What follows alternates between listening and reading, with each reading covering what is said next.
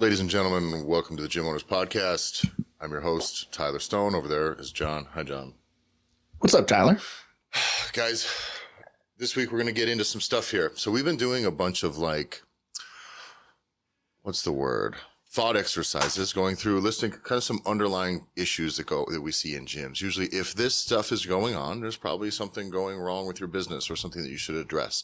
And in doing this, we found one, it was kind of funny. And two, I think it is going to be helpful and eye-opening. So today we're going to run through a bunch of these things. Don't take them all personally. If you think it's you, there's many people. If you're all of these, you probably got some work to do, but this should give you some ideas that some of the things that maybe are going on in your business aren't things that you should keep this way forever. At the very least, you should get at the end of this episode, you should know, all right, here's a few things that I should maybe address, right? And you pick the lowest hanging fruit from any of this. Sequence does always matter, but at some point, progress is progress. So out of any of these things that we run through today, feel free to take an idea and run with it. I hope you find this episode helpful. John and I are going to get into it right away. Before we start, make sure you get over to the Facebook group. The link's going to be in the description. Get in there. We've got a bunch of gym owners in there. We have gym owners coming in, sharing resources. This is the Gym Owners Revolution. This is a resource for gym owners. So join the Facebook group, figure out what it's all about. And we like to drop a lot of cute little tidbits and tips in there that maybe we don't normally do for the general public. And it's not quite on the level that we do for our paid programs with the Gear Academy, which you can find out more about the Gear Academy in the Facebook group.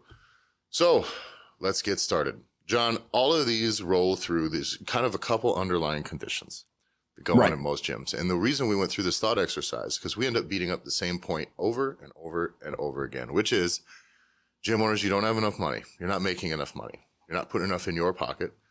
Business isn't growing. Well, the issue is you're not making enough money. That's why you need your business to grow. And two, you don't have enough time. Well, John and I get really tired of beating up those 2 points over and over again. You don't have enough time. So we go through this just like we talk for you to go through, to try to find a better way to connect with our audience and figure out what exactly is going on with them on the ground. And in doing this, we ended up with quite a comprehensive list, which is kind of funny. Well, it's a long list, and it all came out of, just like you said, Tyler, where it's always talking about you don't have enough money. A lot of times that's too on the nose, and it's too hard to be like, well, then why? Because there's so many reasons. And I think it started where you and I really started this exercise. Somebody gave a really great example where it was like, your marriage is worse off than you think it is. And this is why. Like, somebody was giving us just a general example. It was like, if you and your spouse don't go to bed at the same time and you do it together, your marriage is worse off than you think. Yeah. And you're like, well, so now you're no longer saying, because if you initially say, hey, you don't make enough money, people are like, well, then fuck you. Life's not all about money. Or like, your marriage is failing. Like, what? You don't even know me. And in my head, I'm like, that's also about money. What are you talking about? It's like, what are you talking about? And then you're like, well, yeah, but you don't even realize your marriage is failing because you don't go to bed with your spouse at the same time. Now you're no longer challenging whether or not your marriage is failing. Now you're thinking, ooh, do I go to bed at the same time as my spouse? Is that an issue if we don't? So this is what we're going to get into. John, I don't know if you're bumping the mic or something. I'm just hearing you cutting in and out a few times in there. It sounds like connection clipping more than anything, or clipping one way or another. But we'll roll with it. I think we're going to be okay. It may just be something on StreamYard's end. But I just want to make sure before we dive into this that things are working. Good to go? Testing. Sounds great. Let's do it. Fabulous. All right, guys. If you haven't created anything permanent for your business this week, you're fucking up. And that's an important one. One of the things we talk about all the time is every week, we really need you to be building something. If you're not setting aside something to push your business further, even if it's just one little step, even if it's one little thing, if it's building one more email for your master email sequence, if it's identifying one more opportunity and writing an action plan to do this thing, just coming up with a plan to do something this week is something towards building something permanent. That's something we need to be doing every week. If you're not doing it, all you're doing is living the gym owner, you're spinning the living life on the gym owner's treadmill, which is the curse. It's stagnation. It's death. It's the easiest way to be able to find what you should be doing is that everything you do, certainly early on, should have more than one use. And if you don't have more than one use, then you are spending a lot of time on just doing a thing that's almost a throwaway thing. Yeah. if the only thing your clients can buy is a membership, then you're fucking up. The idea is you have to allow people to go beyond. Because talk about like the recurring carousel where you never can get out of like that rat race. If all anyone can come in is drop $50 with you, $100, let's say it's you even have a $250 a month membership.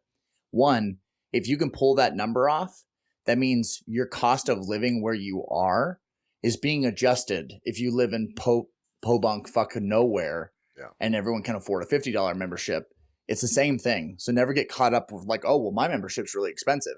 Yeah, because you live in fucking San Francisco. Yeah, don't box people into the lowest level of service that you feel like you should be offering them. People will buy more. People buy nice cars. Some people buy shitty cars. Do you want to sell shitty cars or do you want to sell nice cars? Do you want to sell lots of cars? You're going to need to sell shitty cars and nice cars. So let's play the whole game here. If you're worried about getting your website updated, things are a lot worse than you think. Okay, because you need to completely reframe the way that you're thinking about these things. And the way that you need to be thinking about this is, how are people actually finding me? How are people actually finding my business? Maybe on social media, maybe that's a thing you always got to do, but mostly they're Googling. It's about maps. It's about regions. It's about what's close by. And they're going to see Google. They're going to see reviews. The website doesn't even really matter. John, we see this with restaurants a lot that we work with now on Google, on your Google Business Manager. Now, there's a lot of stuff you can do on this thing, but the main thing now, restaurants worried about a website. Do you ever go to a fucking restaurant's website? No, it's stupid. There's no need to. You need to know where it is. You need to know the star ratings, and you need to maybe see the menu. That's about it. And now you can do all of that on Google's My Business, on Google, is it Business Profile or Google Pro? They changed it. Yeah, Google Business Profile Manager. Yeah, but now you need to be managing your business page on Google. That's it. That's frankly the only thing that matters. If your website's outdated, you can fucking get rid of it for all that matters. Nobody's engaging in it. Nobody's probably reading your blog. Nobody really is. So is that worth your time? Probably not. But is Google Business Profile Manager? Yes. So if you want somebody to come in and snake you for a bunch of web design work to try to drive traffic, and they start dropping words like SEO and we need these plugins and this and it needs to be interactive, and what if we get too much traffic? It bugs and trust. You're never going to get too much traffic to your fucking gym website to where any of this is a worry. So don't let website people sell you website shit, because you're a business, not a fucking website. Are you a tech company? We could talk, but you're not a goddamn website. So don't worry about this. Your website means fuck all. It doesn't. You could not have one and your business might be better because you would put all your resources and money into ads and Google Business Profile Manager. Consider the source. So yeah. Just consider wherever that's coming from. Yeah. You notice social media people always have a social media answer for why you can't. And you know what snake oil salesmen are trying to sell you? Fucking snake oil. So just take it all with a grain of salt here. But yeah, that's exactly it. Don't worry about your website. It's not worth your effort. It really isn't. It's not worth. If it is, make a cheap, easy catch-all solution. Don't overthink it, because ain't nobody checking out your goddamn website anymore. It's 2022. Next one, John. Yeah. It's 2022. You mentioned this phrase. Yeah. If you aren't getting Google reviews, you, as far as like the regular world is concerned, if you're not getting Google reviews, you don't have a business. Yeah. Think about it. Facebook did away with the reviews. Now all you can do, back in the day, you used to be able to give stars. And oh man, well, that's where a lot of people are looking or whatever. Facebook got rid of it. Now you can just recommend or do not recommend. The gold standard is Google reviews. Yeah. You have to have a plan. Yeah. If you don't, you're just hoping. If I go to your website, if I look for you on Google and you have 1 or 2 reviews and your competitor has 10, he wins in my eyes, not just Google's eyes. If he has 50, you don't fucking exist.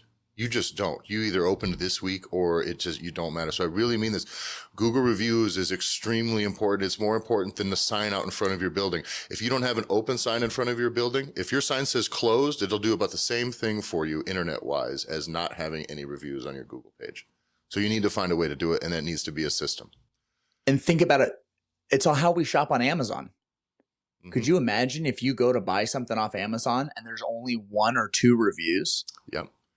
Do you know how this is fraud, by the way, but do you know how a lot of products get over that hump?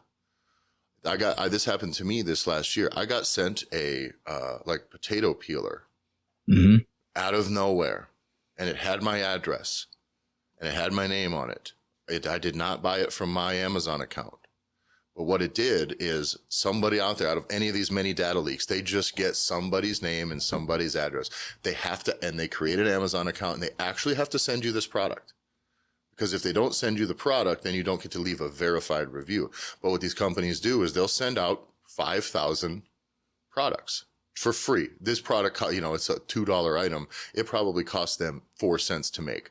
So the truth is this may cost them $1,000 to do this scam once. It's not, scamming Google's reviews is not ripping me off, but they send it to me so it knows it's been delivered. Amazon verifies this as a verified purchase. Then what happens is the people who make this thing and who sent all this stuff out, they go in and leave a great 5-star review about how great this fucking potato peeler is. And now, instead of, if you try to go buy this potato peeler again amidst a sea of potato peelers, the company that just launched that has 0 reviews, 5 reviews, is fucked compared to one that has 1,000. You will never buy this, if all things are equal, the one that has no reviews. So just understand that works at everything. To where, like, I'm not telling you to get fake reviews, but I'm telling you the fake reviews are a hell of a lot better than no reviews. That's the reality of it, because whatever.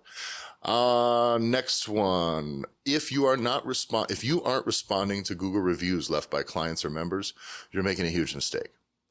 So again, we're talking just being more active on your Google business profile, but people will leave good reviews and you should be friendly. You should be very professional. This should be the host, the concierge. This is the American front desk greet when people come in, not the European ones. Those people don't give a fuck about shit. It's the thing I noticed. They put like the worst overseas. The thing I noticed is they put the least personable person at the front desk because they don't like doing anything with the job. But just go away. Yeah. But in the States, the first person you see when you're in a business, the secretary, the person who answers the phone, is the nicest, bubbliest, most professional, customer is always right type person. And that is really what you want to be in your Google business profile as you're answering questions, as you're responding to reviews, good and bad. Someone comes in, you may get some bad reviews. It happens. If you're playing the game long enough, someone's going to say, man, these guys suck. I didn't like them. They may have just misunderstood. John, do you have a good formula or a good way to respond to something like this? Because you've managed this stuff a lot. Yeah, we manage it for a lot of different industries. And a lot of times the easiest way to make this possible is once you start responding to a couple different 5 stars, we just honestly just created a document that just has an easy spot where we can copy and paste and then just make a little tweaks or edits just depending on what the person leaves you. The most important principle of this is that you're looking.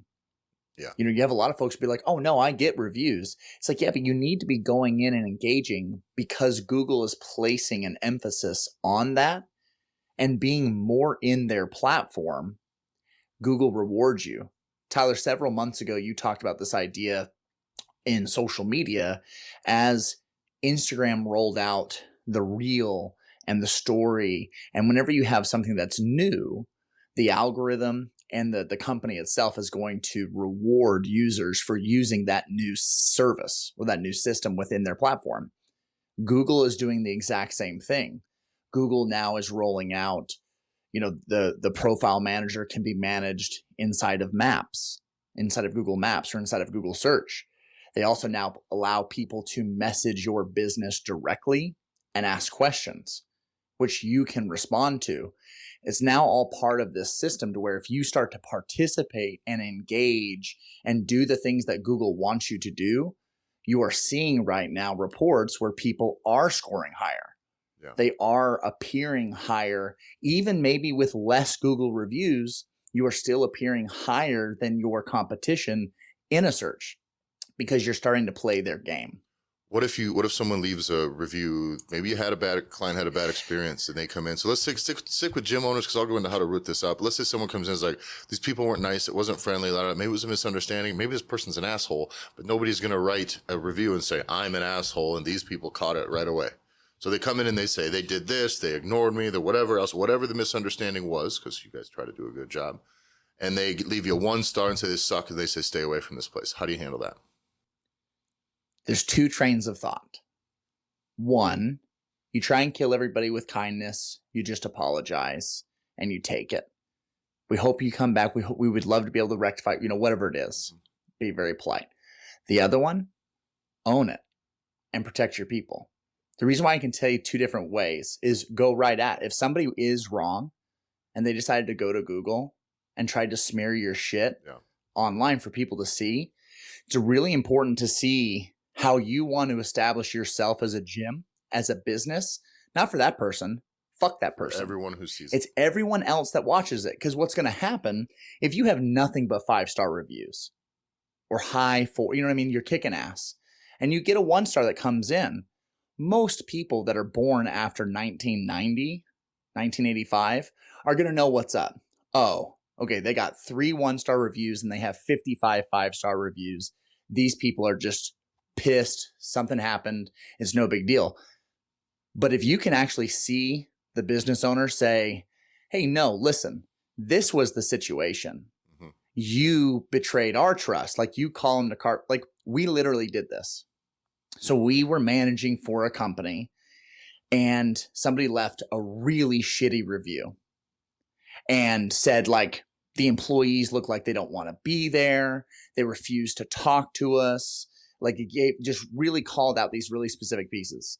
We followed up with the owner to confirm what's the story behind this. And the owner was like, no, fuck that lady. Like this is what happened. This was the scenario. So we just gave it right back. Holy shit. A month later, it went fucking viral on Reddit. Yeah, I saw that. We weren't mentally prepared for it to go viral. And then God, of all places, literally the God posted Facebook it. account and Twitter account. Yeah.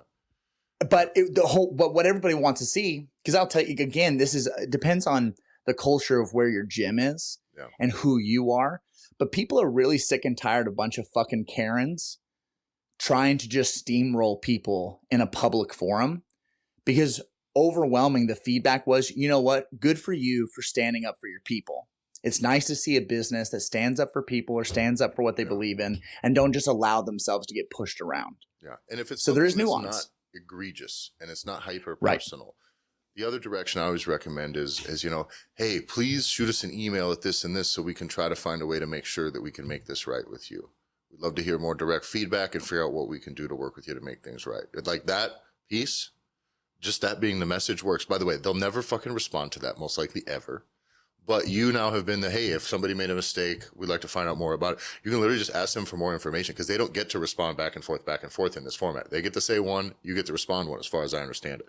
So if you need them to reach out to contact you, if you want them to contact you, make that thing like, hey, reach out to us. We want to make sure, you know, we try to stand behind our product. Mistakes happen.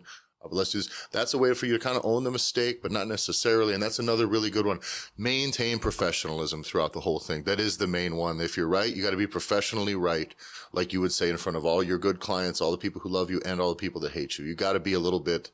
This is a political game when you're on there because it is public forum. It lasts forever, and it is the tip of the spear as far as representing you. So just tread lightly, but you need to play the game. You need to be answering those things. It's more important than anything you're doing on social media, hands down. Absolutely. If you think about it, those conversations too, if you're a gym owner that cannot be everywhere at once, sometimes it is very valuable to be able to see a review come through where there might be an issue and you can reach out to people that are on your team and be like, hey, what's going on here? What happened here with this situation? Because I will tell you that happens half the time as well. Quality control. By the way, this is another piece of data for you to get that you don't have to send out surveys to everybody to figure out if you got employees that are making mistakes. If every person who leaves your building is leaving you a review, guess what's going to tune up your quality control, the performance on the floor? It's going to get better very quickly, or employees are going to get canned. And that's important. So the more reviews you're getting, the better. Don't ignore data. And this is the thing that people are doing by not getting Google reviews, by not responding, is they're hiding with their head in the sand, trying to ignore that data. Next one, John. If you don't send possible members, so new people that are coming in to meet with you, if you do not send them reminders for the meetings that you have scheduled with them, you are fucking up. You have to. People are busy. People have shit that's going on. The idea that you do not follow up with someone to send a reminder, to have the opportunity, just like you said, Tyler, be professional, feel professional. Yeah. You're fucking it up. Enthusiasm, energy, momentum to start a new thing fucking dies out very quickly. It really does. So when someone if you can just keep those constant touch points over and over and over again, a reminder, hey, and be friendly and welcoming each step of the way there, you will get way more people to show up. You'll get way more people to book appointments. You'll close way more people. They'll be prepared to close by the time they show up. Next one. If you haven't hooked up your texting service to reach out to your clients, you're making a huge mistake. This is the best way. Your email stuff, your email marketing stuff you send out to your email list gets ignored a lot. It gets looked at, it gets glossed over a lot. It gets just seen and go, oh, this is just they're advertising something or whatever. They just ignore it. Even if they like you, when they know it's not you, they will ignore it. And I do not like using text services to be misleading or to be badgering. I like it to feel very conversational and very quick. The best one that we tell people all the time is just shoot a thing after you send out an email. Just shoot a thing to everybody on that email list saying, hey, shoot a text saying, hey, did you get a chance to take a look at the email I sent this morning? That's it. And they'll say, yeah. They'll say no. They may say nothing. But whatever it is, one, they're going to go open it, most of them. And two, the ones that are interested will respond. It gives you an opportunity to nurture that stuff without having to worry about hitting home runs on your ad copy forever. You can stress out so much over writing email copy. We do it a lot. We write a lot of email copy for people. So it ends up being something where we try really hard to make sure it's as effective as possible. But if you're DIYing, if you're doing it yourself, this is a way to just deliver the information, deliver a reminder via the email, say, hey, here's what we're doing. I'm not trying to overcharm you, bing, bang, boom. We got this. If you want this, let me know, blah, blah, blah. Text me if you need to. And then you can send that little reminder out and it gives you a chance. Anyone who has casual interest, you can pull them further along. And anyone who doesn't is not going to fucking respond. I would say it's the number one thing that we've seen as far as getting better open rates and better closure rate, closing sales via our email marketing. Right, John? Easily. Yeah. And remember, perfect is the enemy of done. Yeah. If you haven't emailed your clients or your members this week, you are fucking up.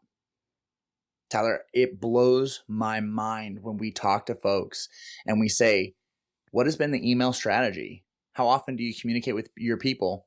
That we hear, we don't really email people.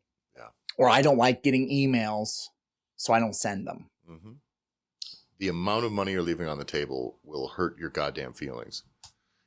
If you're having money trouble at home and you're not using your email list to sell more of your products or to do things like get referrals on stuff, it's whatever. I don't know what to tell you. You're fighting with both hands tied behind your back. Fix it. We don't got to go any further than that, John, right? Fix it. Come on. That's you not doing the thing. I'm sorry. You're just not doing it. You might as well close your goddamn doors because you're one step short of it. You're not asking people to do business with you. It's fucking crazy. I hate it. It's bare minimum. What the hell? It is the bare minimum, right? You're taking the step of you're not even asking for opportunities to be able to have a sale. All of the pieces of just being human. This is what we got going on in the gym. This is stuff we have coming up. Any of those basics, if you're not emailing, this is a thing we hear too. Our gym is small. We don't have enough members to really need to be able to email everybody. Never forget this. You may feel like you talk about a thing all the time to the point where you're like, I don't want to bring it up again because that's all I'm talking about. You are not the center of your client's goddamn universe. When you're speaking to them, the first couple times, I guarantee you they are actually not hearing what you're saying and they are thinking about the next thing they need to go do when class is over. Y'all been coaching long enough to see the look when you're talking to people about the class that they're doing right now and they gloss over or they're in a conversation with their friends. They're not there exclusively to learn fitness. They're not there exclusively to buy things. We learn this a lot in the fitness education space, John. Julian and I, we felt like we said the same shit 100 times and we would get the same questions about the same shit 100 times. And it was just what it was. If you don't feel like you've repeated yourself or made the same ask 100 times this week, you're not asking enough. Next one we got here. If you're waiting or hoping that your members and clients are going to tell friends about your gym, you're fucking up. This is a big one. So referrals matter. Referrals are your bread and butter. Referrals are the easiest. There's always a piece that most businesses as they grow that don't have an understanding of what does it cost to acquire a new client, to acquire a new member. Now, businesses that use standard marketing practices, like I spend money on ads, I run a campaign that has a plan, and I know how many leads I get in, and I know how many close, I know how many people get in the door versus that dollar amount. Now I know how much money it costs me to get a new client. So you know the value of a referral that you didn't have to pay anything to get them in the door. If you don't know that value, it's okay. You don't spend money on ads. You're not tracking any of that stuff. That's fine. But I can tell you, just take my word for it. It's really fucking valuable. It's really valuable. So you need to be able to capitalize on referrals from people who already are like-minded people within your gym. Now, you need to ask them. Like we said before in the last one. Are you asking? How often are you asking? Your coaches, in my opinion, your coaches should be asking this in every class. Should get asked that at least once a week for sure, no matter what. It should be on the board, on your whiteboard all the time. It should be emailed out casually as maybe an also ran to, I would say, every fifth email you send, fourth or fifth email, no matter what, even outside of an actual referral plan. That's the basics. Hey, if you have anybody interested, remember, we always welcome you in, have a running thing. That's the basics. That should be, what's the word? That should permeate every bit of contact that you have with your clients. It should be there always and not a thing that just sits underneath it. You need to be talking about it, point to it, mention it. Not every day, but pretty goddamn close. Okay. And though, on the other side of that, then you need to actually have a plan to maybe do some focused plays too, where you can incentivize to do it. Maybe twice a year, you make that the focus for a month. And that's important as well. So you need to have your constant, just like we talk about master email lists, right? You need to have your master email sequence that maximizes makes the best of all of the opportunities over the course of time. But then sometimes you need to hit, right? You need to do a push. You need to have a launch, right? There needs to be the thing. And that's what we need to do with referral plays as well. You got to do both. And just like you said, Tyler, have it permeate the culture. Yeah. The culture of what your gym is allows this to not feel like you just have a can out or you take your hat out and you're hoping for people to give you free money. A local gym that we have here where I'm at, that my boys go to, they do a great job of, it's called the Sweat Squad. And it's a sticker. It's a simple sticker, and it's if you invite a friend to come and they join and they come and work out with you, you get a Sweat Squad sticker. And the coach makes a big deal for the kids to be able to get a sticker. I guarantee you it's the same thing they do for their adults. Yeah. So either you are talking to people about, hey, we haven't had anybody join the Sweat Squad out of this group yet. Just remember, we want to give you this sticker. And then when someone comes, they make a really big fucking deal. Hey, Mike brought somebody this week. He gets a Sweat Squad sticker. Mike gets the sticker. He feels fucking awesome. Yeah. Slaps it on his computer when he gets home. It's so easy. I like that one a lot. Also, I think with my baseline level of sweatiness, I think I qualify. Minimum. Exactly. Next one, John. If you are looking for a great coach, fully trained, ready to hit the ground running, that's just going to walk into your gym and save your business, you are fucking up. Yeah. These people don't exist. Yeah. Let me run a comparable by you. This is the thing we ran into in the technical space too. Heating and air conditioning service technicians, electricians, plumbers, guys that are good, guys that show up to work regularly and know what they're doing are valuable. They're valuable. If you're a good coach and you're personal and people like you, a gym is keeping you. They're keeping you at all costs. If you're, by the way, if you're miserable, it's like probably your fault too, right? No matter what. Like, you know what I'm saying? Yep. So, but these people don't exist. They're not real. This is a imaginary person, somebody who's just looking for a job. But like, last week I was coaching the 150 clients at this gym that all fucking love me and I'm great and nobody gets hurt. And I just am able to be resourceful and pleasant and positive and deliver big. No, that person should be making a lot of goddamn money already. And you are going to have to coerce that person away. That's not your strategy in any business, is to try to sneak those people unless you have a fuckload of money to throw at them, which means Right. you're just poaching employees, which you can do, by the way. You got deep pockets, go for it. Find a great one. But good luck. Good luck. There's a What you reason. need to do is bring them up. You need to bring people up from within your space, someone who's interested in coaching. You need to always be developing coaches, meaning it's going to kind of be always a part of your process. And that'll get us into this next one. If onboarding new coaches takes more than a week, you're fucking up. Now, it doesn't mean stuffing them in front of all of your people then. That doesn't mean going from you coaching all the classes to this guy you found on the street a week ago coaching all your classes. But you're going to find someone who knows a thing or two about fitness. You're going to put them in a nice box where they can't make mistakes. That's how it works. There's a reason. You ever watch, this is a bit more applicable in youth sports now than professional sports, but you ever watch like youth, maybe junior high age basketball? What happens to the big, tall, slow kid? They don't let him bring the fucking ball up the court. Stay down on the block. You're going to shoot from 3 feet away. You're tall. That's going to be your best bet there. That's your best place for success. And by the way, as you get more coordinated, maybe you're able to extend that shot out a little bit. We'll let you do some shit on the other end of the 3-point line, but just fucking stay under the rim, please. Rebound, do the grunt work. This is what you need to do with your coaches. You need to set these parameters that allow them to be successful. Someone comes in and they're new, guess what? Maybe they're not going to be, you're going to have to be there if you're programming fucking snatches. It's just how it's going to have to be, right? You're going to need some guidance for these things. So those are the places you're going to have to make sure you give them support, but they need to be coaching right away. They should be coaching. That's all it's going to be. They're going to be coaching, and you may need to help them, but you're going to need to get them in and turn them loose and allow them to be successful. Maybe that means supplementing your programming. Maybe it means that their class does different programming than some other stuff for a while. Whatever it is, but give them a chance to succeed, and don't just keep them in your back pocket until they become brilliant. Because the only way, Hunter mentioned this, it was great. The only way to become a good coach is to coach. So you can fucking talk their goddamn ear off, but like we said with StrongFit, it's like learning to swim on a table. There might be a few lessons to extract. Hand goes here, but you need to get in the goddamn water to learn how to swim. I'm also a big fan of having your people that you want to be great, that you want to have come in and be a part of your community. They know how to do all the things. They understand, I don't know, for me, it's they understand or they appreciate that they don't have to take out the trash anymore. Yep. They don't have to clean the mats anymore. But everybody that's new, you have to do the bitch work. Yeah. And I guess for me, it comes in like, it's the idea of like, you're the rookie.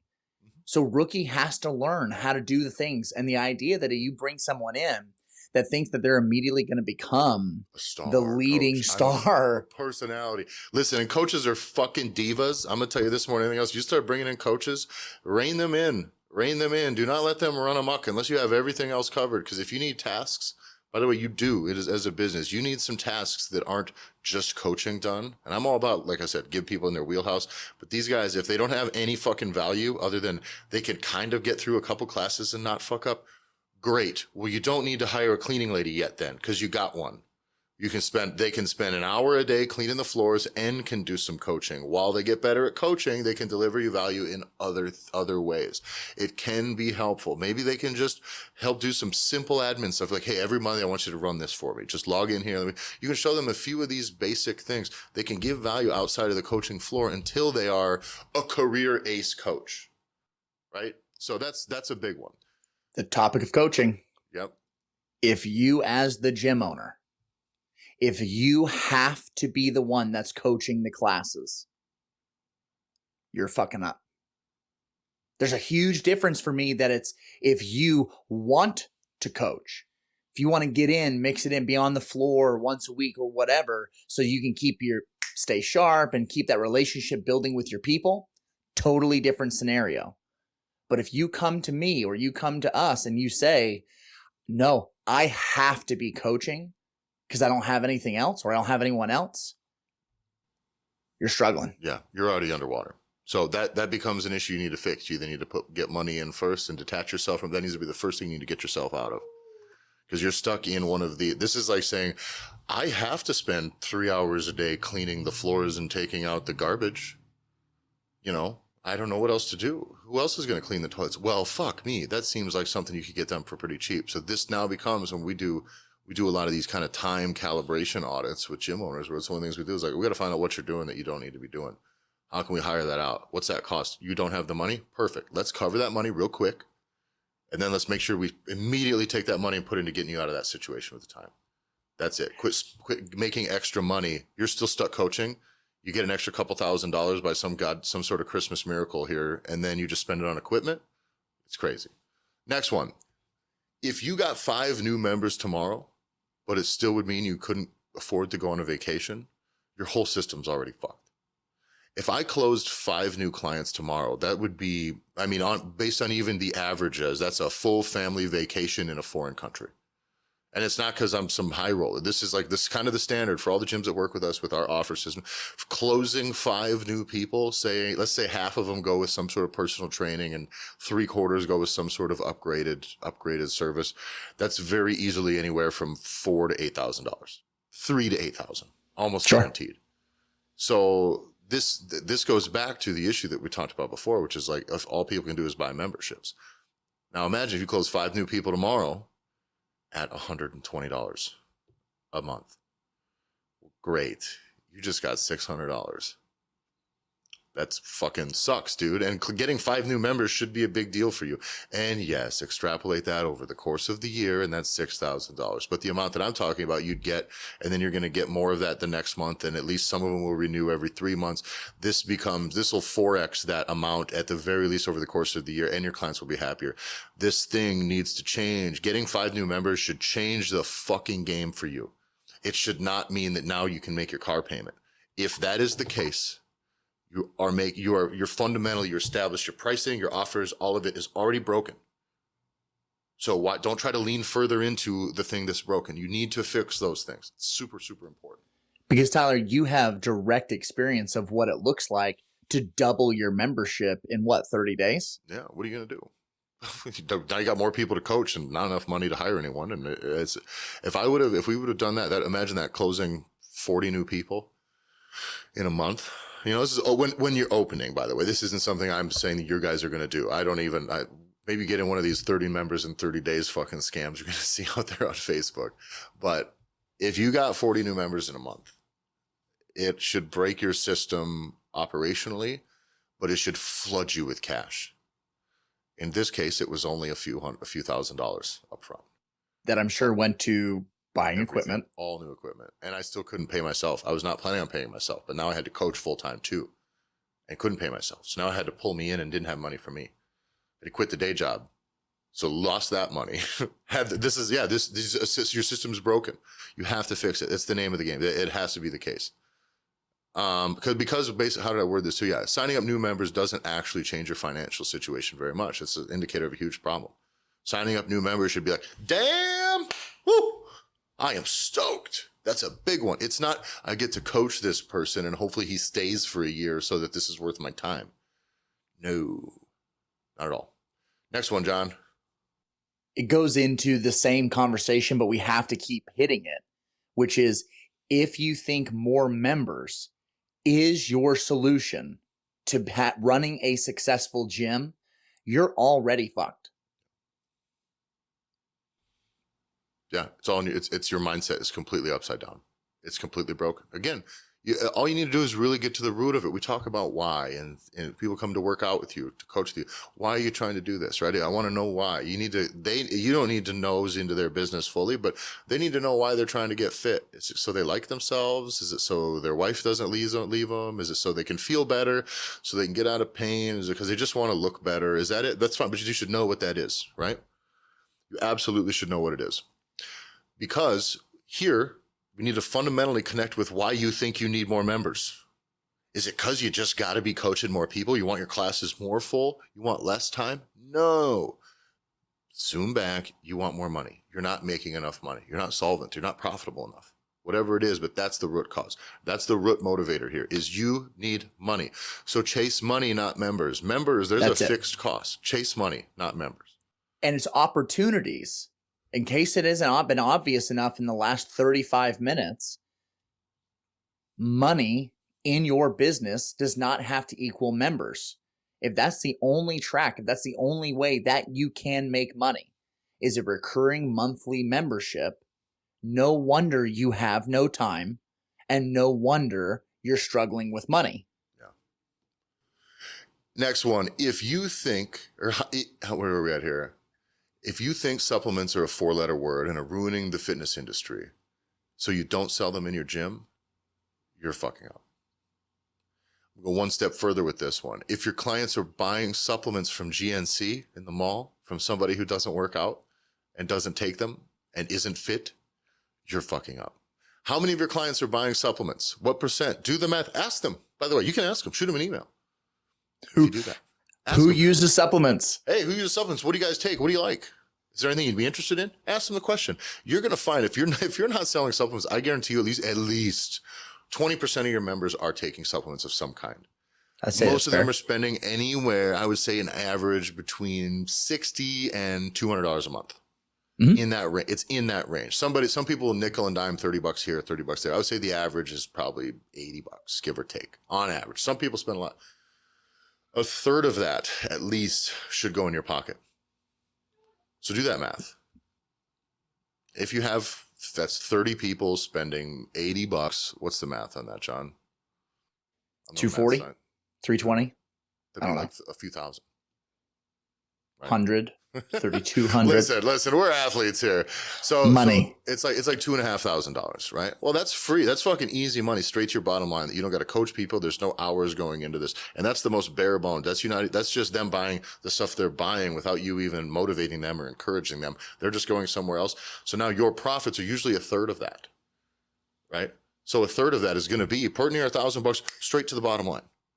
That is the equivalent, by the way. If you have $100 membership, that's 10 new members a month that you can make every fucking month, but you don't have to coach. That's that amount. You got to do that fucking math in your head. It's insane to me when I hear gym owners like, yeah, but yes, I get it. They're ruining the fitness industry and they've been so misleading. Yes. And you're one of the good ones, right? You're the one who people come to, hey, help me filter out all this bullshit. Let me know because you do that with your coaching. You say, you know what? You don't just need to run forever until your knees hurt in order to lose weight. You do it with your nutrition.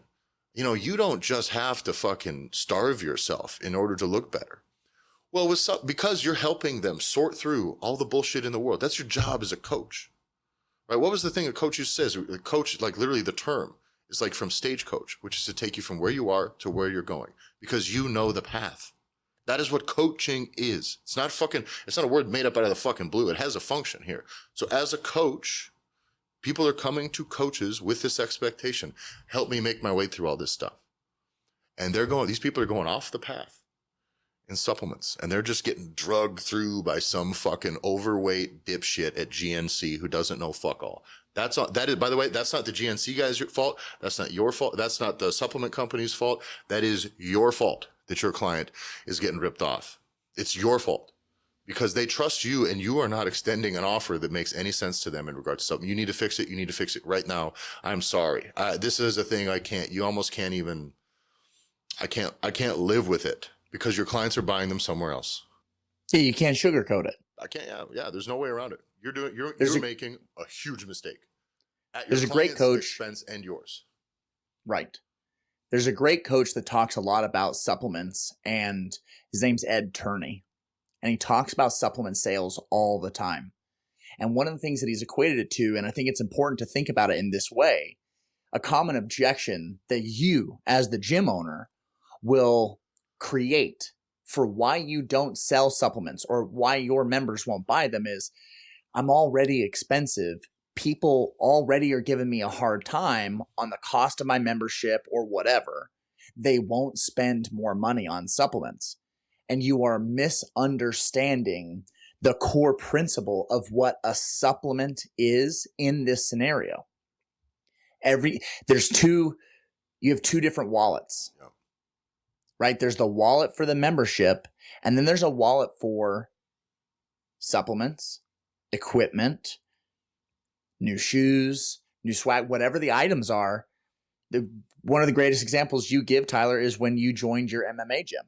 I spent more money on equipment through other places than I do on my membership. Hands down.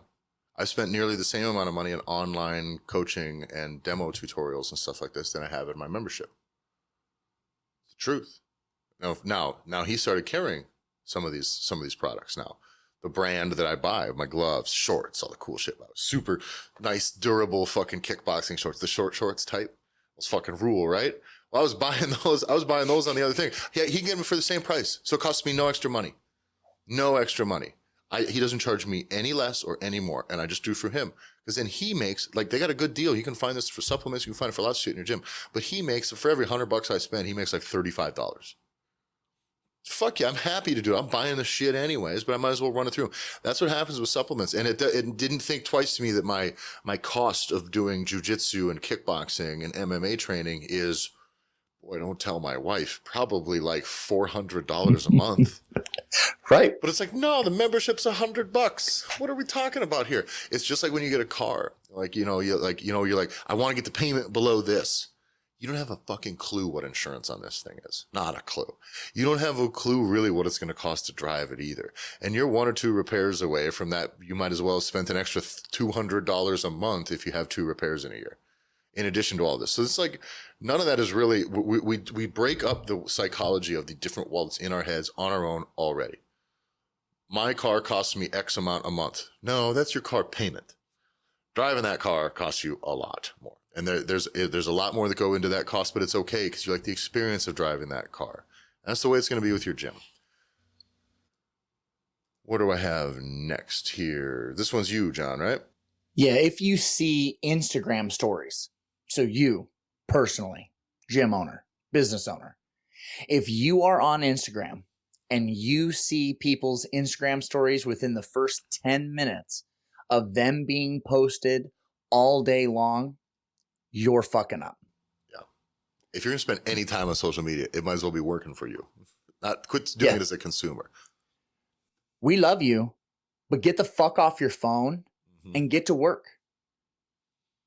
It has to be something where you need to be able to clearly say, I have these 5 things that I'm going to get done today. I have to get something done. Because I can tell you right now, if you are not working, you will find yourself staring at a wall, taking 30 minutes to take a shit, and get sucked into an Instagram void of nothingness. Yeah. Yes. Absolutely. Like John touched on this. If you can't, those 5 things you're going to do today, you're fucking up. That's it. Like, quit worrying about the things that are distracting you and get to that thing. Next one we're going to get to. If you haven't posted on your personal social media about your gym services in the last week, you're fucking up. Not just pictures of people exercise. By the way, that stuff's great. It's filler. I've always said one of the functions of your social media should be to allow people to have a look into the gym. So they can get, when they walk in, they know what it looks like, what the exercises look like, what the people look like. That's okay. That is not the primary function of your social media. Cannot be. If it is, it's a waste of time.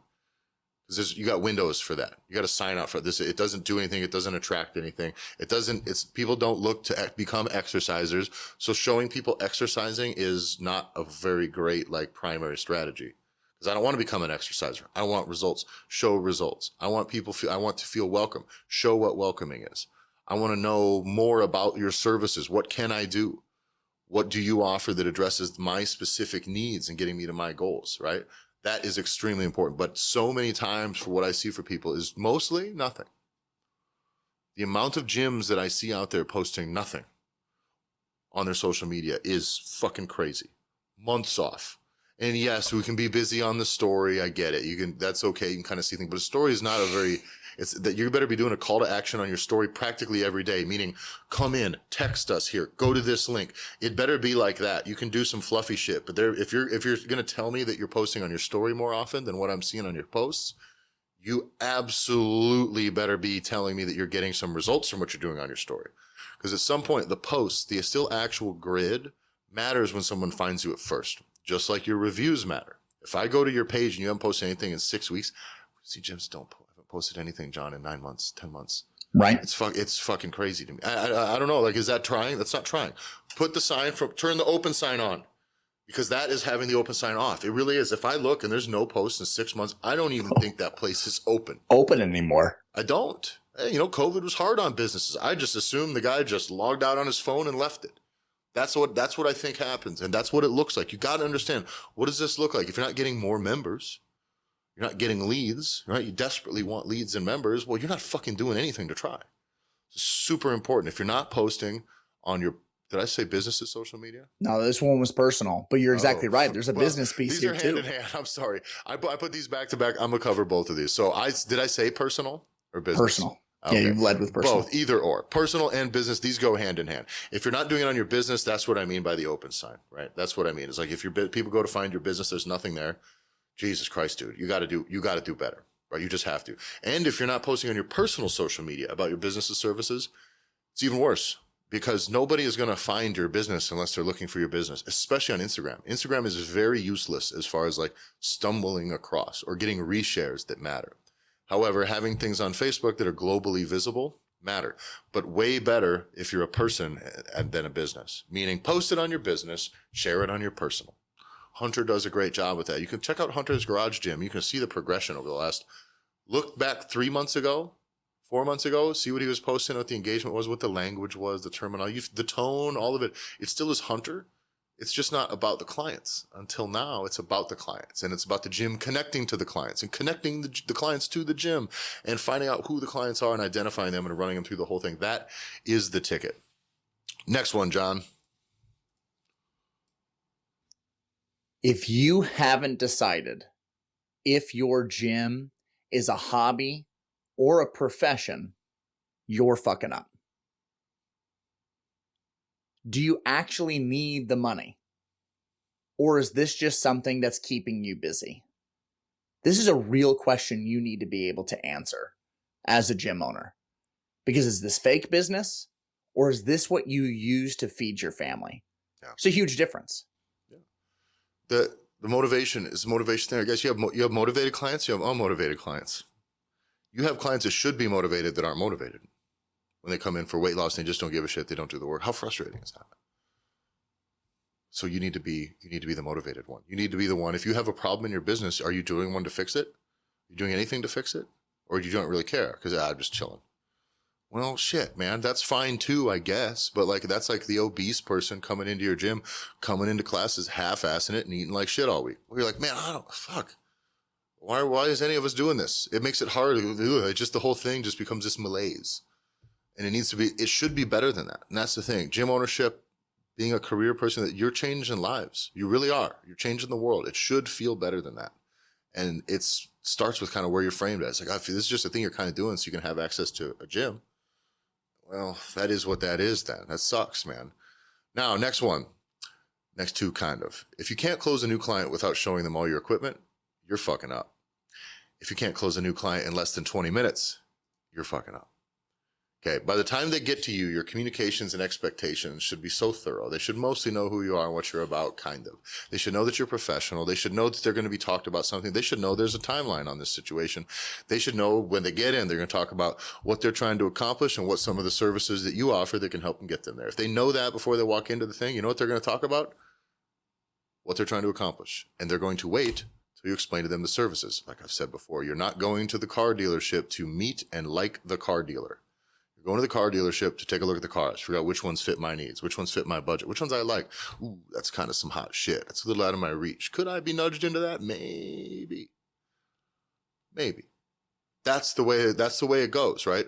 But going in there, the guy being fucking interesting or funny or showing me how cool the building is doesn't mean anything to me. Show me the thing that I'm here to get. How are we going to get me in this thing? Does it work for me? That's what it's all about. Because once they're there, now build the relationship. Yep. But we need to, this goes back to the exact comment that you talked about, Tyler, which is trust. They're going to need to take a leap of faith either way. So it needs to be tied to something that's measurable for you. If you have some fluffy bullshit for why someone's coming to you and why they stay, it's going to be so hard to quantify that. Yeah. For the person coming to you saying, I have a need, and you say, great, I can help you achieve or fulfill that need. And then when you fucking crush that and someone says, damn it, this is it. I've struggled for years and now I was successful because of Gym X or Gym Y, then I'm staying. And along that journey, they are now staying because they love your community and they love your gym and they love the people that are there because you're good people that genuinely care about the people you serve. We're getting them backwards. Yeah. Yeah, you don't got to impress these people. You don't got to have great material. You don't got to be hilarious. Be useful. They want you when you come in. They need to feel like you're going to be your services and you are going to be useful to them. Got to be useful to them. That's it. Next one here. Is that me? No, this one's you. If you aren't offering nutrition services or accountability for your people, you are fucking up. Again, this comes right back down to you have to have alternative revenue sources and ways for you to help your people be successful that goes beyond a monthly member forever membership. Yeah. That endless relationship cannot be the only way that you support your people. Again, talk to your clients about what they want to accomplish. Make them identify what's been in the way of them getting there before. I talked about athletes all this time. We talked this a couple episodes ago, right? All athletes, whether it's fighters, football players, anything, identify, you need to do it with them, but make them self-identify. What are the 5 things that you need to bring up in order for you to get this done, in order for you to be the athlete you want to be, or in order for this year to work for you the way you need it to work for you. What are the 5 things we got to improve about you? Right? It's super important. And if you ask a lot of your clients about what's in the way of them getting their weight loss or whatever it is they've been trying to get done, they're going to most likely say, yeah, I fucking never figure out the food stuff, or nobody holds me. It's all this, or I never have fun in the gym. Well, what they're listing there is things that you need to provide solutions for. That's it. That's the most basic thing for sure. And accountability is a big one. And so all of those things, that is your work. They are then identifying the shortcomings that they need a solution for. Coming to a coach, it's your job now to present a service for. If you don't have those services, if they say, and nobody's held me accountable and I can never figure out the food stuff, it's like, great, well, we have a membership that doesn't include any of that. I have no solution. Even if they join, you're losing and they're losing. You're leaving money on the table, hundreds and hundreds and hundreds of dollars a month, maybe thousands up front, because they've literally told you this is what I want. If I come in and I say, you know what, I need a car, I need a 4-door SUV, big. I got a big family, you know, I need Tahoe or larger, and they go and they show you a little compact car. What the fuck is this, dude? What the fuck is this? I don't want this car. I told you what I wanted. This isn't it. And how different is it, Tyler, when they say, hey, you know what, we got Suburban right over here that's inside of your price range. And you know, we also have a package that we can add oil changes for life, because I know how busy you are with your family and your kids and everything. Make it really easy for you to be able to just come, drop it off, no extra fee. It's already taken care of. Like, oh. Yeah, 0 downtime, roadside assistance. There's nothing worse than breaking down with your family, man. It's really tough, you know, as a father. You're out there stuck on the side of the fucking road, tow truck blows, you got 5 kids screaming at you. Let's just get you towed away, you know, an hour or less anywhere in the country. We can get this covered too. I know you guys travel a lot. Any of those things, people may take them, they may leave them, but they're a thing that you'll be like, oh, well, you know what? That does sound like that would be nice. Whether they buy it or not, that would be nice. Because you showed that you were an active goddamn listener. Yeah. This is the one thing. We spend too much time just waiting for our turn to say the next thing, that we don't actually listen to the words that are coming out of people's mouths. If you can take the one thing away from this, is the ability to have a goddamn conversation. You talk, I listen to what you say, and then I talk about what you just said, opposed to, it used to drive me fucking insane in school, where a kid would raise their hand, I would watch a teacher ask the question, the kid gives the answer, and then the teacher moves on to the next question without acknowledging that that kid just spoke. Yeah. It fucking drove me insane. And we do this all the time. Yeah. If your clients are not getting results, you're fucking up. You, not them. They are too, but it's your fault, because they're there to get the results. Meaning it's something you maybe didn't charge them for. It's something you should have charged them for. It doesn't matter, but it's on you. It's absolutely on you. And I know this because I've had clients that are a pain in the ass, that are self-sabotage is a very common human trait. Happens a lot, especially with health. It really is. But if I tried harder, I know what's going on with them. At some point, you throw your hands up as a person, you're like, I don't want to deal with this stuff. But if your clients aren't getting results, your system's broken. You're not holding them accountable. You didn't offer them accountability. Maybe they cheaped out. Listen, man, some people suck, but then maybe don't let them in. But the fact is, if your clients, look across all of your client list right now, if you actually had a system where you were asking them what their goals were, offering services to hold them, to get them to those goals, hold them accountable to those services and the execution in the process, checking in on a fixed timeline when those goals are supposed to be met, course correcting if they're not met, and then repeating that cycle over and over again, you're going to have a lot less clients not getting results. If you look at your client list right now, the ones that say, you know, are there to lose weight, none of them are losing weight. They've been there a year, 2 years, 3 years. Whose fucking fault is it? You're their coach. Dude, you're the coach. Like, I'm sorry. Like, if you're a basketball coach and your basketball teams suck, can you just stand there and go, these kids fucking suck, dude. None of these kids are any good. They can't fucking play. Mm-hmm. You would be the worst goddamn coach in the fucking league, for sure. Like, I don't know, I got a bunch of schmucks. These kids are all fucking knees and ankles and toes, dude. They suck. They can't do anything. It's their fault. You guys couldn't make a shot to save their fucking life. I see gym owners say that type of shit a lot in gym owner context. It's like, oh yeah, they're not doing the food thing. They just sabotage. Okay, well, whose fucking job is it to guide them here? Did you offer them a service for it? No. Did you do anything about it? No. Do you just stay back and complain? Great. Do you connect with them enough to where they actually would trust you? No. Do you actually care? The amount of gym owners I know who don't care, there's a lot too that don't really care. That's a metric that I see quite often is that, oh, I see this. The type of person that'll go to this thing and they'll say, well, I mean, if they really wanted results, they'd just buy personal training. Okay, what the fuck kind of statement is that? So you're telling me your base product is not able to get them results and they're just in there thinking it fucking does? The fuck is wrong with these people? And there's a lot of that out there. It really, really, really is. It's on you. It just is. If you know what I mean? We fire coaches when the teams aren't doing well. That's the first thing that happens. You fire coaches. Get correct or get fired. I don't know what to tell you. Get results or get fucked or find a different fucking career. I don't know what to tell you. If you're the coach who doesn't give results, get the fuck out of here. Go. But what if you don't have enough money? What if it's a lot of times, because this is what you have to look at, and it comes back to it is, yeah, probably everything we're talking about, what this person probably needs, Tyler, that isn't getting the results that they need. They probably need somebody to go and show them how to fucking shop. Yeah. Show them how to do lots of different things. And when you look at it, be like, well, I can't. Well, nutrition is just included in their membership, Tyler. Yeah, that's cute. It kind of is. We just point them towards, we just talk about healthy stuff sometimes. We just talk about what paleo is once a month, just kind of before class. And we're like, yeah, so I tried this new peanut butter stuff. It's cool. And that's like the end of the fucking nutrition service that most of these people offer. It's sad. If you use my promo code, you can get 10% off on that peanut butter. Yeah. Yeah. No. This is where you do need to step back and you need to say, if I want to really help people, step backwards and say, if someone paid me $200 a month, could I get them better results? Yeah. If yes, then offer that. Yeah. This is this next one I want you to cover here, John. Yeah. If you're constantly messaging clients about nutrition and recovery and answering questions, you're fucking up. Why? We just said they need more accountability. They need nutrition. They need recovery. Why is that, John? Aren't we supposed to constantly be touching base with them?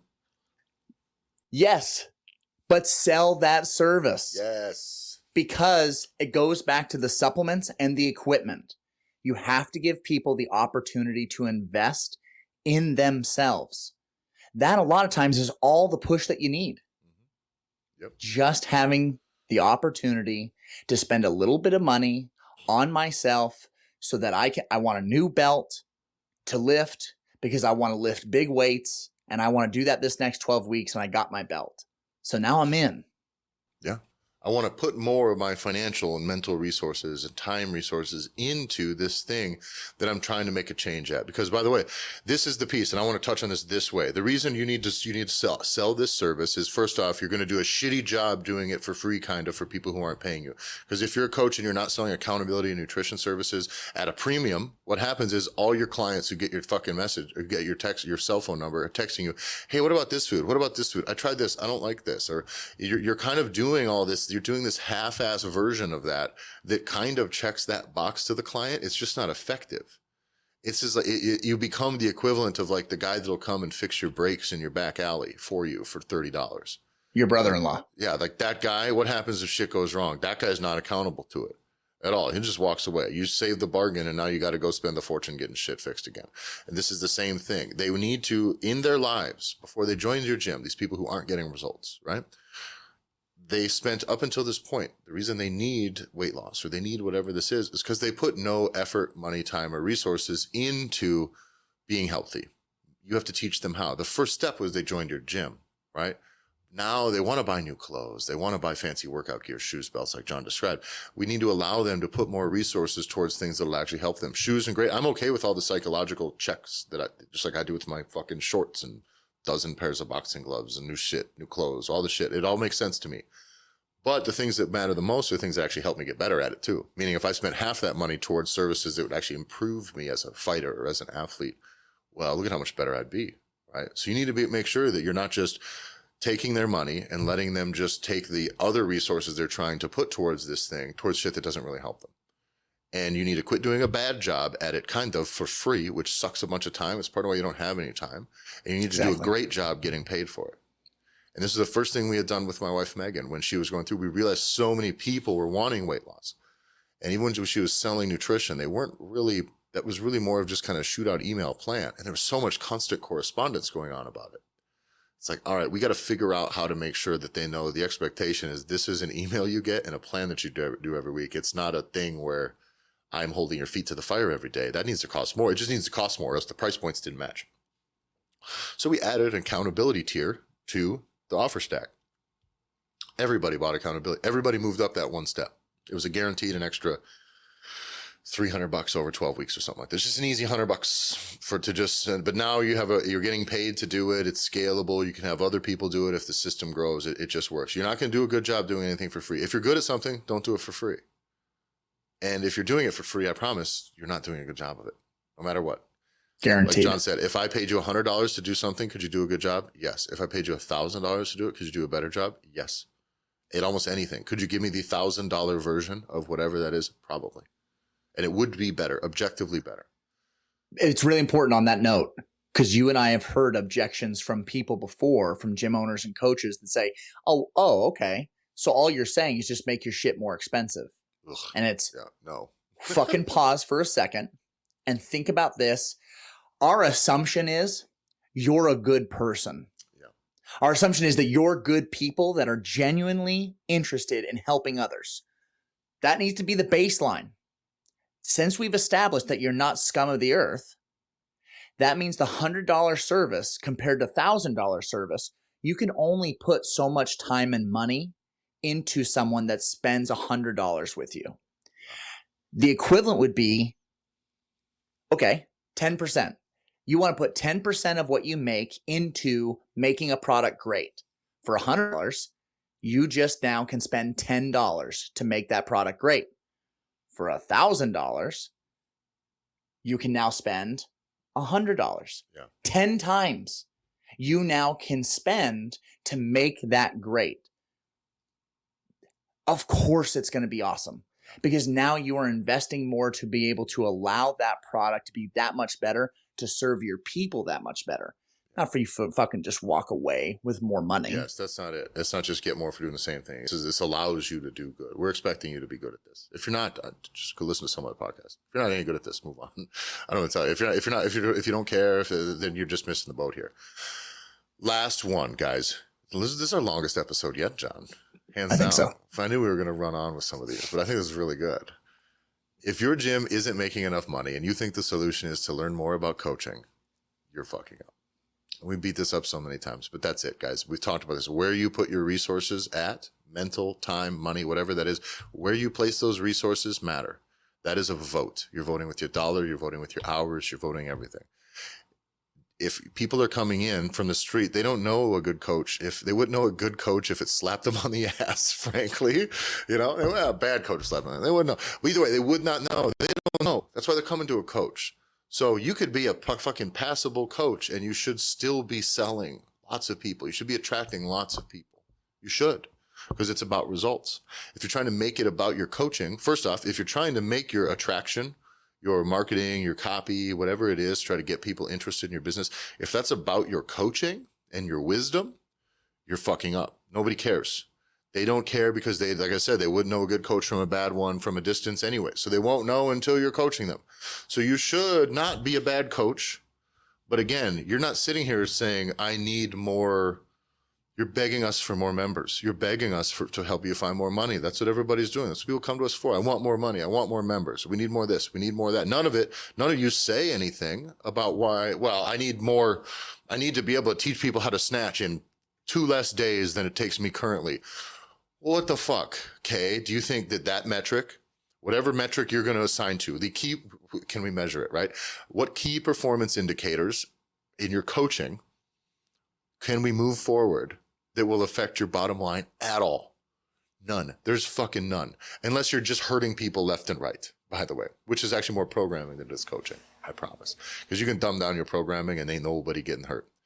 Just, it's the truth. So You have a money problem. You have an attractiveness problem. You have low members, low revenue. You're not profitable. You're not eating. You can't go on vacation. La da da da da. This all seems like you need to level up your fucking business acumen, doesn't it? If I'm just looking at this zoom out, just this is what I think you need. This would be the plate that I would spin. This is the fucking dial I would move forward. This is the thing that I would be piling fuel into. I would put resources, money, time into going, shit, I got a money problem now. People aren't interested in coming here. There's too many holes in this. I don't know how to sell. I feel fucking just adrift. Fuck it. I'm going to hide in the thing that I'm already good at. And I'm going to spend hundreds and hundreds of dollars a month. And I'm going to travel and do this other shit to worry about coaching. Worry about this, the fancy names for this muscle, or to talk more science dorky shit that nobody cares about. Your clients don't care about all the dorky shit you can say to them to impress them. Some of them probably, if you're doing it right, some of them are medical professionals as well.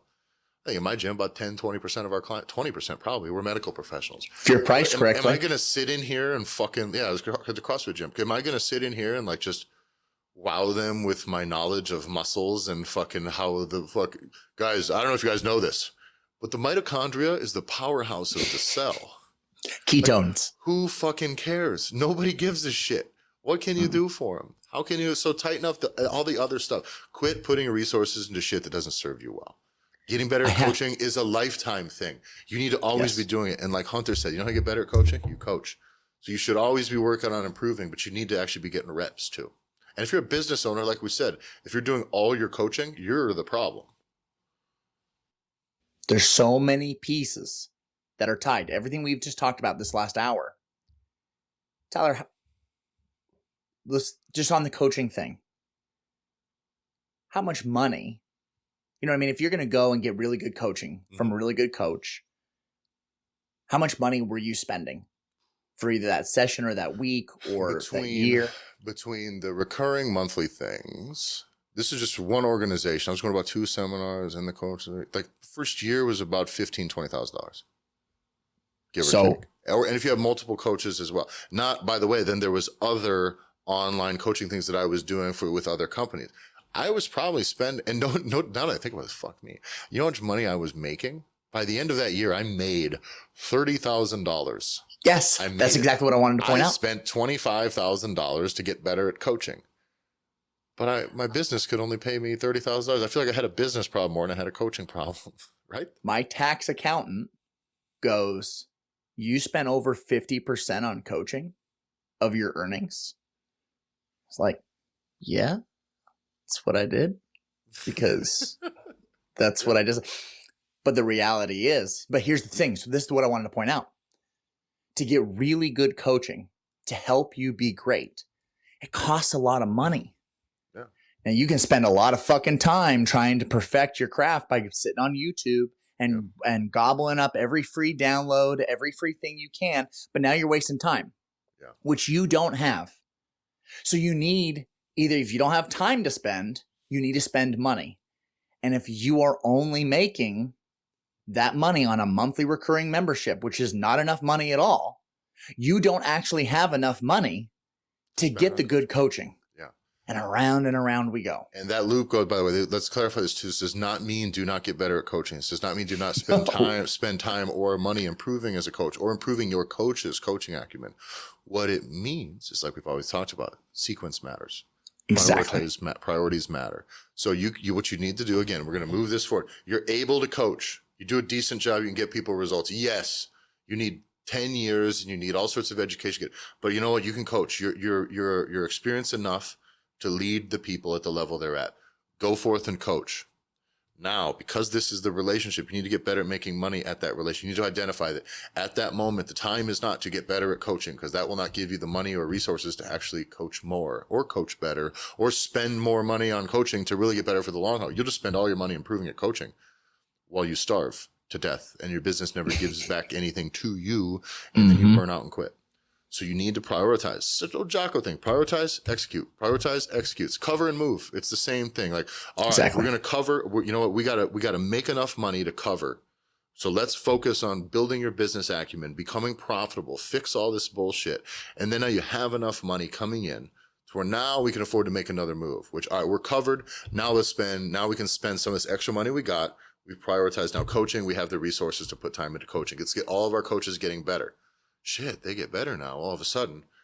Now we have more money and more time we can put back into growing the business as well. But if the business model is broken, the whole thing sinks. So you got to fix that. Go ahead, John. If any of the items in this list today stung, felt like we were picking on you, it was like a personal attack. One, it wasn't. There's a reason why this list was long, and this is our longest episode, because this is so common. Do not make the mistake. If we were talking about a Google review issue, if we were talking about social media, if we were talking about coaching, that isn't the problem. These are symptoms. Every one of these things where we said you're actually more fucked than you realize is because these are symptoms of a larger issue where you don't have enough time because you're not making enough money. That's it. That's the jam. And if you take any of this personally, don't. It's not you. It's everybody. It's very, very, very, very common. If your thing is to look at this and you say that we said this and you think that we're wrong, I'm going to very much tell you that we are not. If you think that we're wrong on any one of these things, we're not.